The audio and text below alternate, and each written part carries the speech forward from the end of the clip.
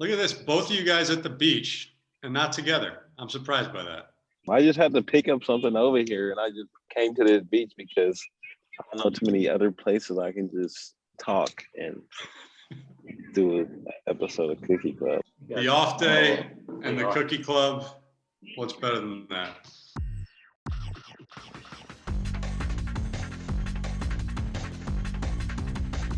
What's going on, everyone? Welcome to Season 2, Episode 3 of the Cookie Club with JD and Dom. I'm Steve Gelbs. We are, of course, presented by Insomnia Cookies. And apparently today, we're presented by the beautiful beaches in West Palm. Because while I'm stuck back in New York now in frigid temperatures, you guys are rubbing it in a little bit on your off day.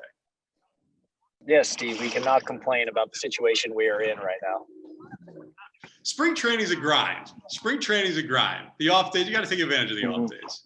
Yes, we do.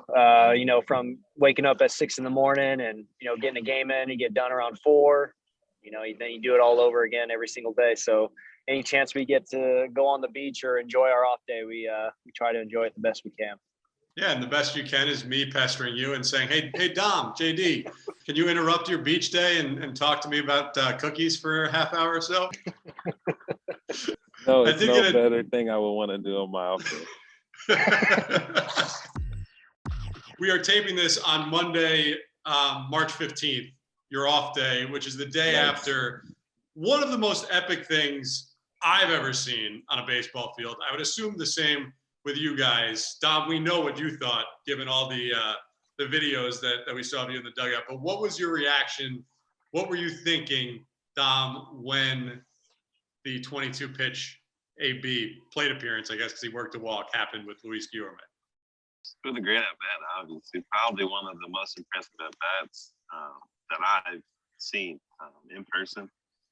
And it's for a number of different reasons. I think one of the reasons is the fact that Jordan Hicks is nasty. He's up there throwing 100. He has a banger. He has a split. He's up there fouling off tough pitches. And for you to be able to foul off, a guy throwing that hard with that nasty stuff, and for it to go that long, it was, like I said, one of the most impressive things I've seen on the diamond.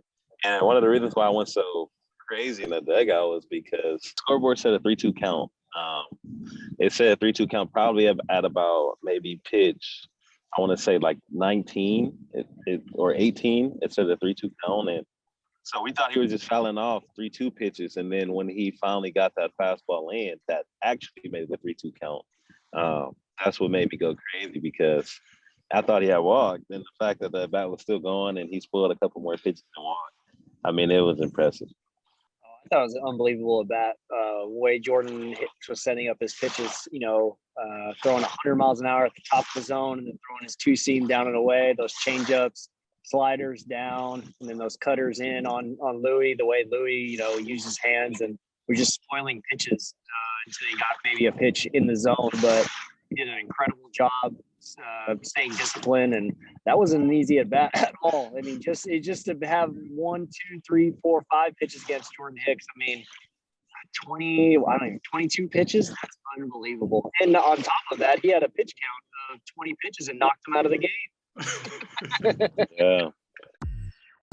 What was more impressive to you guys, the 22 pitch at bat or the midair catch of the bat in the dugout that Guillorme pulled a few years ago in spring training? The at bat, 22 at pitch at bat easily, because Louis just has hands for days. He has one of the best hands I've ever seen. So him catching a bat and coming at him, it doesn't really impress me that much compared to the 22 pitch at bat.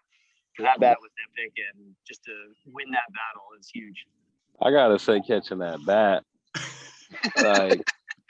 I rewatched that video this morning, and that's impressive. The fact that he didn't flinch, the fact that he was able to precisely catch it while it was spinning full speed.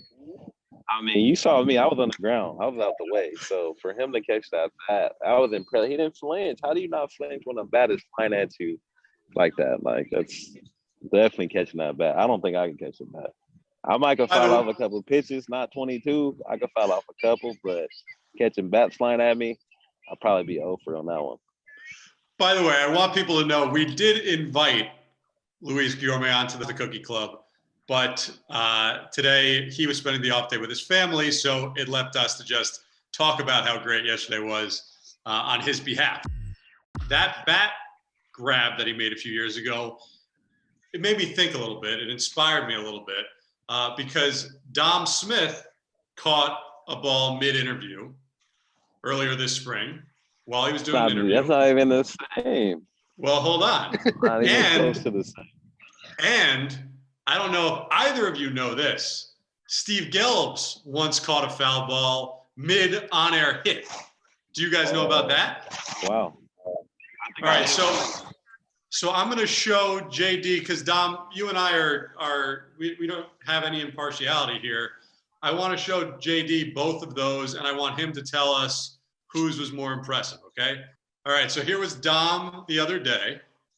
Look at that. That's perfect fundamentals. You see it in 2 hands. You let them know you made the catch. Touchdown. So you got Dom there. In. Bounce. Yep. Good fundamentals. That's fine. And then here's Steve Gelbs. Oh. That one-handed grab from you, Steve?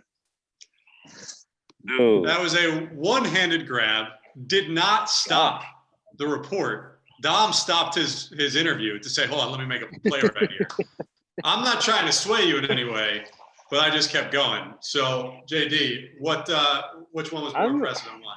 I'm going to go out with you, Steve. I mean, one-handed grab barehanded like that and not even being phased and keep the interview going. That's impressive. I'm impressed. I'm not impressed at all. As you can see, anybody can do that. I just was thrown off my game a little bit. I was a little bit he threw me off when he hit me the foul ball. It flustered me a little bit. Well, that's the thing. But next time, I'll show you how to make the play, keep the interview broadcast going. Don't worry. That was good, Steve. I'll give you a little props. Thank you, Dom. I appreciate that. Now, here's the thing that I was talking to JD before this started. I said, I've got a little surprise, and this blew my mind. I've seen this video a million times, and today I'm watching it, and I say, wait a second, we're in Houston.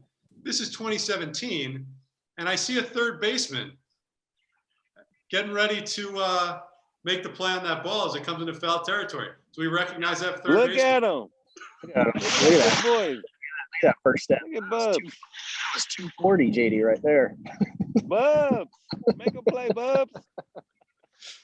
So, JD, you have no memory of this. You weren't playing third base saying, man, that guy in the camera well, that's impressive. No, honestly, once it was foul, I didn't even look over there. So I probably would have given you a thumbs up if I saw you catch it with your bare hand just like that. I've been impressed that you kept going with the interview, but I do not remember that play at all. I'm sorry, Steve. It's all right. You know, it was he all looked meant in to the be. dugout and was like, man, look at that bum over there trying to make a play. That's what he said to himself. Dom, jealousy is an ugly color on you. It really is.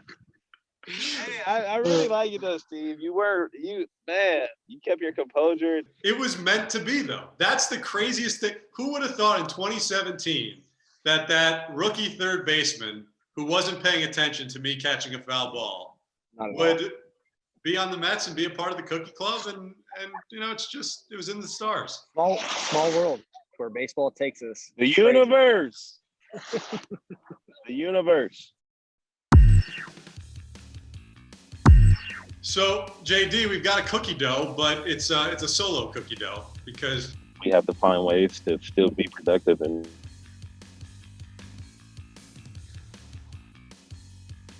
Dom, you still there? You hear us?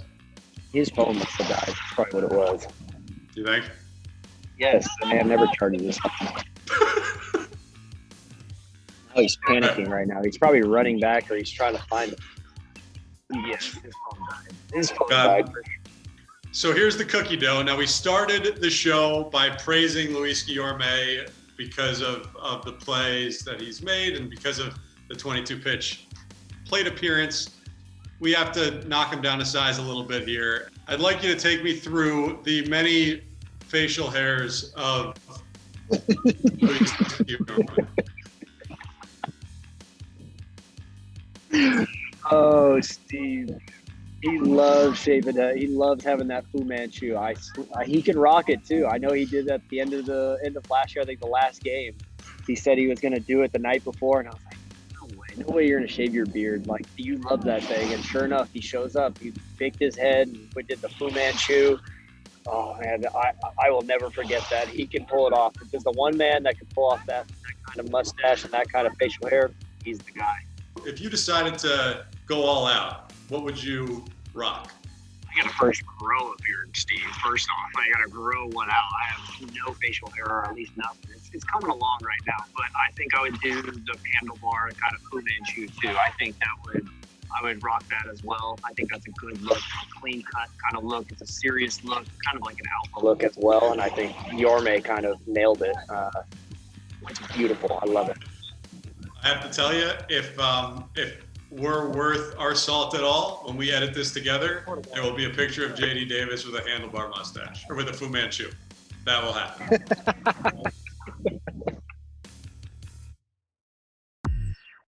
All right, that's going to do it for another edition of the Cookie Club. For Dom Smith, for at least 3/4 of the show, and J.D. Davis, I'm Steve Gelbs. That's the way the cookie crumbles.